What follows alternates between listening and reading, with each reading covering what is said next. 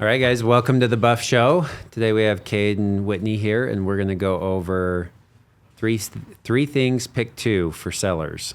Mm-hmm. So price. This is kind of the ultimate like seller issue when it comes to selling your house. So you have three things that you can choose from. What are they, Cade? Price, okay, speed, and convenience.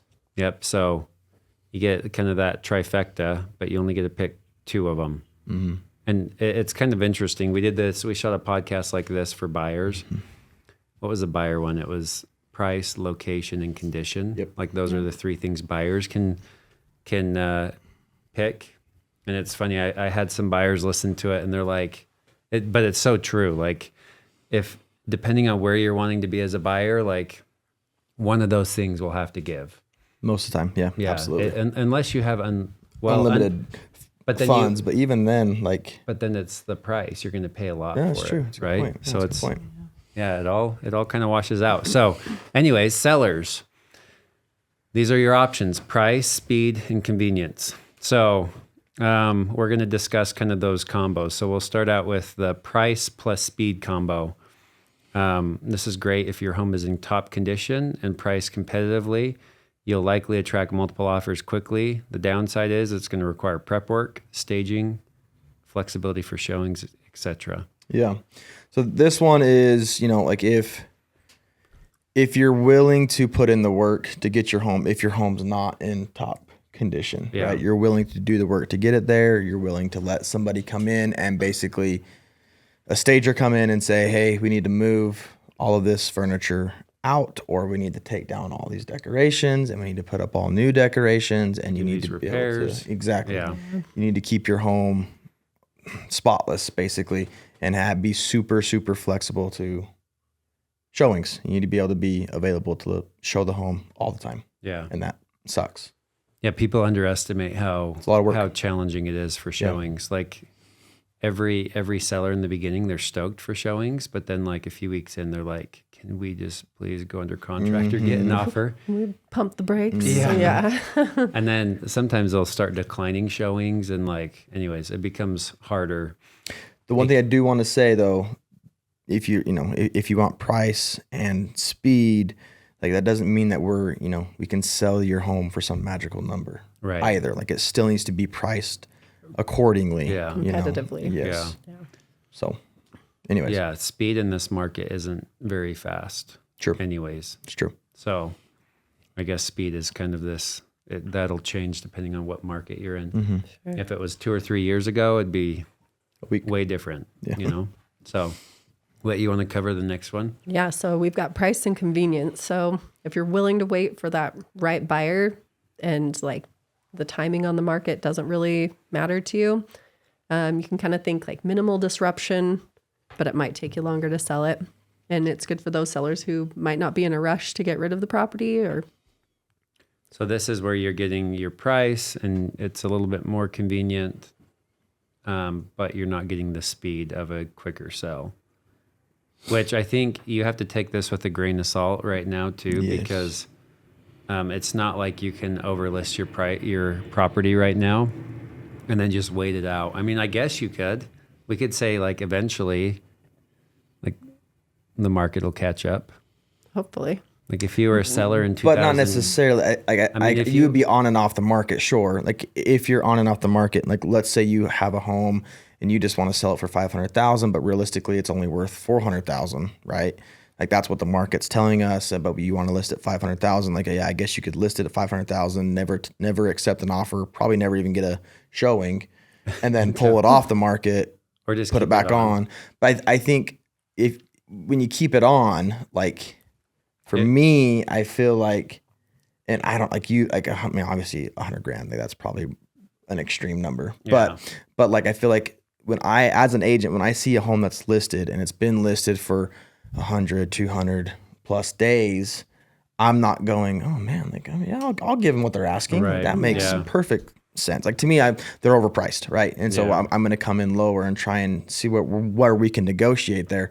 But there is those instances where a home has been on the market for a period of time and just so happens to be 2 or 3 buyers come out and that's the one they want, and then they do get that. Yeah. They're asking price. And I have sold a few homes where the sellers are like, yeah, we know we're on the higher side. This is what it would take for us to sell. So if you want to buy it, this is our price. If not, no worries. But then again, if you're needing to sell, that's likely not the best combo, because it seems like the best offers you get are like right in the beginning. Sure. Yeah. And it's very unlikely that you're going to get a better offer down the road the longer you've been on the market. Right. So That's true. Okay, the next one is speed and convenience. So this is your instant offer route, like cash buyers, investors, or as is. Sell fast, skip showings and repairs, but you're going to take a hit on price. We see this a lot, actually. Investors, wholesalers, there's a lot of sellers out there that just to avoid an agent, they'll work with an investor to save on commissions. But it's like, we could have got you 50 grand more. And that would have paid for us. Yeah, if you would have listed with an agent. So, but there are people that just need the speed of cash and getting out quickly. Do you have any more thoughts on that? Foreclosures is a common one. Yeah. They just need it gone before a certain date, and the price is, it like whatever the price is, it's enough, right? I don't know what the situation calls for on that, but it's just having an understanding that an investor 9 times out of 10 is going to come in and going to lowball you on your price, always, just so that way the margins fit whatever it is they're trying to do.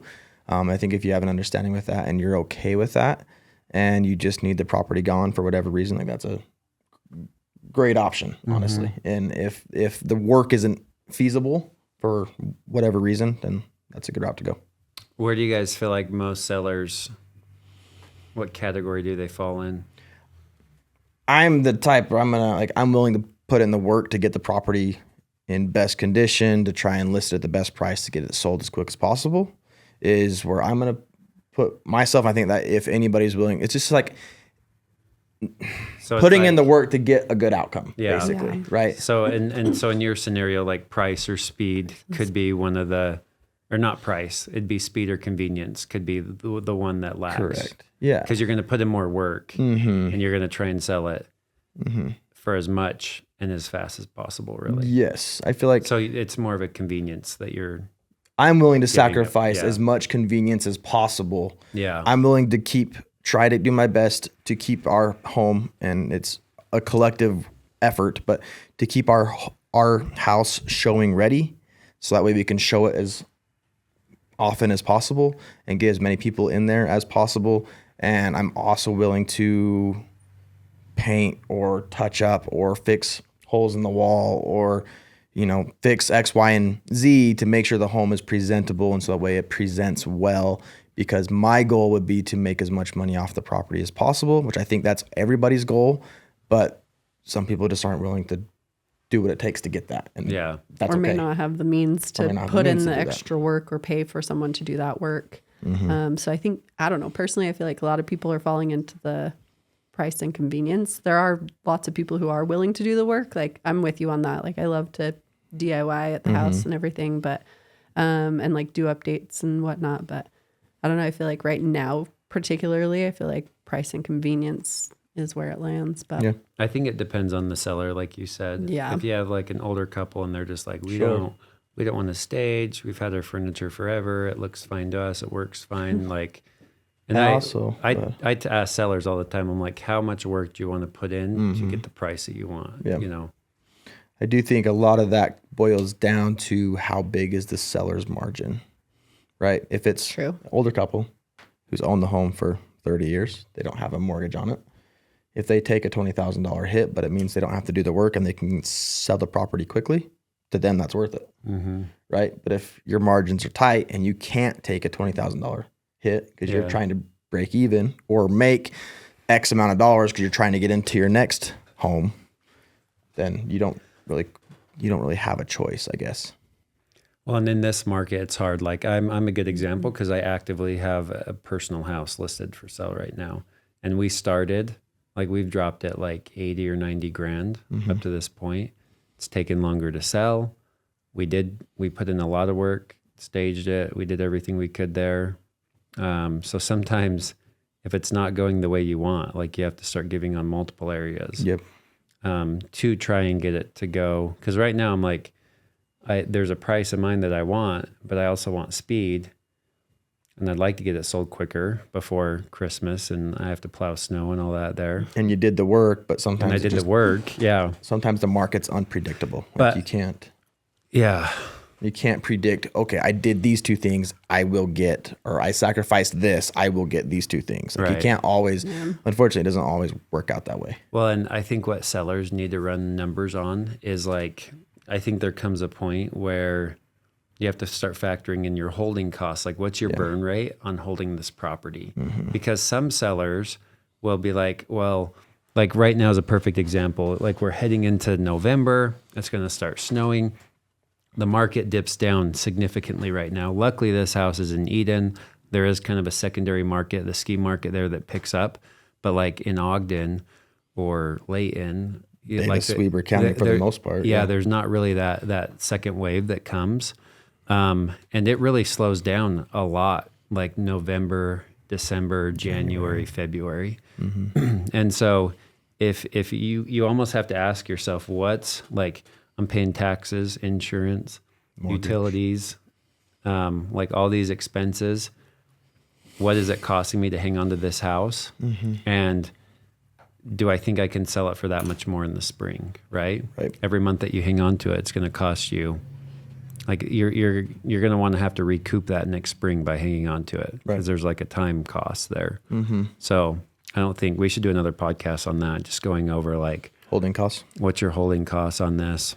Yeah. And sometimes it's easier to cut your losses earlier. Just move take on. a $5,000-$10,000 hit, get the accepted offer, move on rather than hold on to the home an extra. Well, and sometimes I wish it was only 5 or 10 grand. Sometimes. Yeah, we had an offer that I'm like, it was quite a bit lower than where we wanted to be. And who knows, maybe I'll look back next year and be like, man, I should have just taken that offer. You know? So that's the hard part, though. You never know. You don't ever know how the market's going to shift or who's out there looking. So. Yeah. But there's always, rarely, it has happened a few times where we list it at like we're shooting for the stars. Most of the time on those houses, the sellers do quite a bit of work to make it super attracted or super marketable for buyers and stuff. So we're getting a lot of exposure and it sells for a lot quickly, but like those scenarios are pretty few and far between. Sure. Yeah, absolutely. So anyways, hopefully this gives you guys some thoughts when it comes to selling. It's an interesting market out there. It's a little tricky. Things are changing. But we were looking at some stats today, and I'm like, man, it's crazy. Like if you go back 5 years, we were in a totally different market. You know? Yeah. And so it changes pretty fast. So hang in there. Reach out to us if you have questions, and we'd be happy to walk you through the process. Thanks, guys. See ya.